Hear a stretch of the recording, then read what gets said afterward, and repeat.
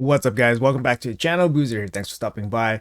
Today's video, we got some Plarium news here. We got some balance changes to two champions. But first, I want to make a quick comment about the current demonic deck of fate. So some people were asking for my opinion on this, and for me, it's a clear skip. Each one of these rewards is definitely not really worth it for really anybody outside of, I'd say it's people that really value the relics. Now I'm talking about like trying to complete the deck here, because trying to complete the deck, it's going to take a ton of resources. The soul stones here, 4,500 for the big guy, 90 and 900 for the small and medium ones.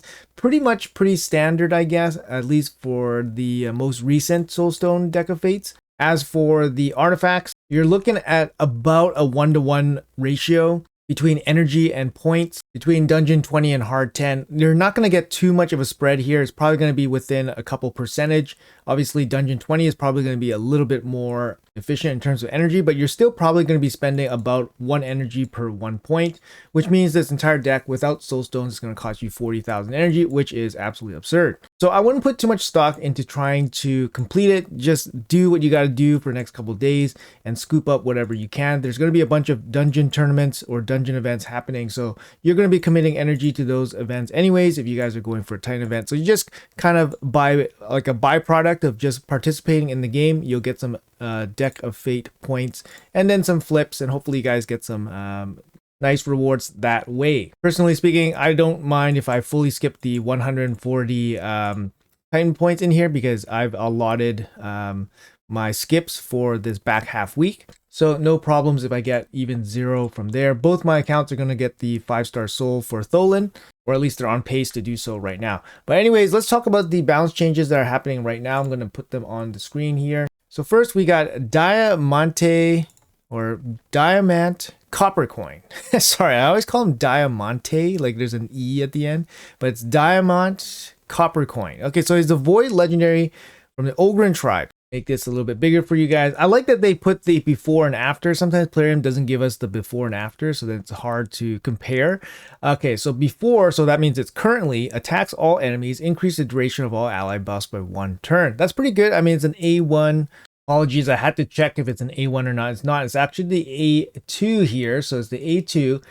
And currently it's an AoE, increased duration of all ally buffs, so it's a buff extender.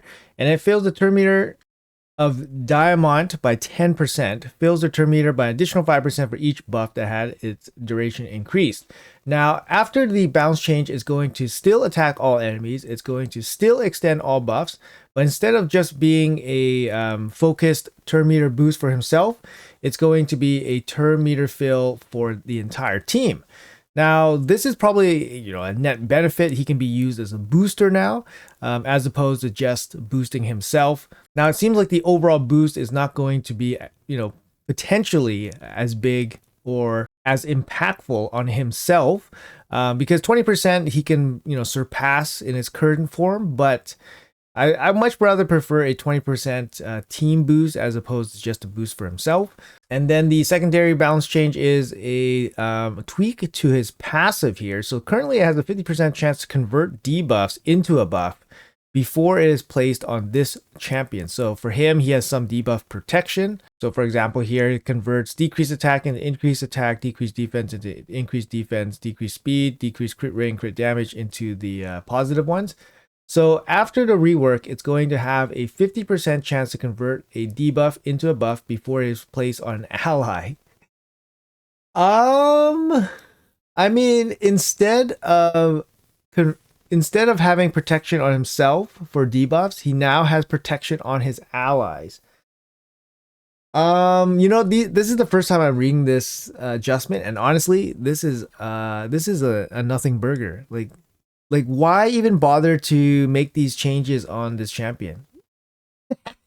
Like, couldn't they just make it so that they had his initial effect on himself and then include an ally as well? That would be a real buff. Like, in this case, they're just replacing the buff on himself, like the protection on himself, with the protection on an ally. Like, his passive already is not that great. Just make it so that it applies to everybody.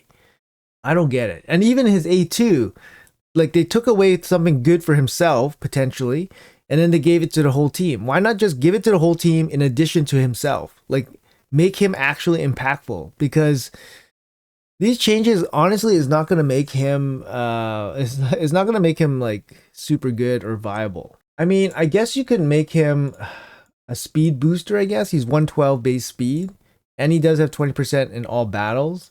So if his A2 was boosting 20% for the whole team, I guess that could work. Why not give him like increased speed and then 20% turn meter boost? I mean, it's just not enough. He's a void legendary, and it's just not enough. These changes it's basically a nothing burger, to be honest. Like his passive right now, it protects himself a little bit from debuffs, and then they're going to take that away, and instead it's going to protect one ally. Why not protect all allies? Like, I don't know, or so, like just make it so it's more impactful. But anyway, so that's the changes for Coppercoin here. Kind of a big nothing burger. And our next champion here is going to be Androc. Now, Androc is mythical champion, and I'm actually really surprised that they picked Androc to buff, since everyone was thinking it's going to be Furad. And I was wishful thinking that it was going to be Geralt, but here we go. We got Androc here getting his day in the sun. We get a multiplier increase on his A1, which is really good. His A1's already a really, really strong ability. We get a additional turn meter fill on his A3. So now it's going to be increased resistance, strengthen, continuous heal, and a turn meter fill. Man, there's so much going on. It's on a three turn cooldown. Man, that's a lot of stuff going on that ability. And his passive gets a little bit of a rework here. Increase each ally's resistance by 10 for each buff on all allies. So let's see here. So each buff on each. So it's no longer on just himself. It's on everybody. That is massive. Like that's what they should have done with Coppercoin. And then if there are multiple champions on his team with the skill, only one activates. Okay, that's normal. That's in his base form. So after he transforms into his alternate form, have a quick look here. So he transforms. All right, and then we'll take a look at his kit here. So gilded, so his A1. So his A1 now has a multiplier increase. Okay.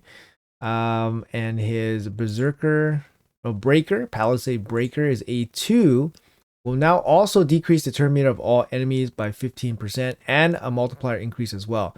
So he places decreased resistance, weaken, enfeeble on enemies, and now a turn meter decrease as well, and a multiplier boost. So a lot of things happening. Still requires some accuracy, but his multipliers go up. That's really good to see. You never know how crazy these multipliers can get with these balance changes. His A3 here. So remove all buffs from all enemies. So it's a strip now. Then attacks all enemies. If the target is a boss, the damage inflicted is equal to 10% of their max HP. Wow, that's nice. So now he's a max HP boss killer. So previously it was deals pure damage to each enemy equal to 5% of the target's max HP for each buff removed. So it's conditional on the buff removal. So now it's no longer conditional on the buff removal. It's just 10% of the max HP. Damage multiplier increase as well. So yeah, he's getting a bunch of love here. A lot of damage multiplier increases on his alt form. That's really, really good to see. And then his passive here, similar to his base form passive, it no longer just applies to himself. It now increases each ally's accuracy by 10 for each buff on all enemies. And then lastly, his base speed has increased from 110 to 115. Now, honestly, this feels like a good buff, depending on how strong the multiplier increase is. That's just gonna be icing on the cake. Like they're just making his kit stronger. They're just adding things to his kit. And yeah, after this, there's no argument that it's stronger.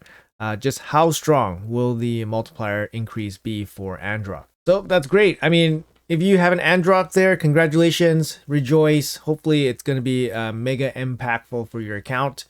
For me, I'll keep praying for my Geralt, and hopefully she'll get a buff in the near future. Anyways, guys, you guys are caught up on the news here. Let me know what you guys think. Appreciate your time. Thanks for watching, and have a great day. I'll see you guys in the next one.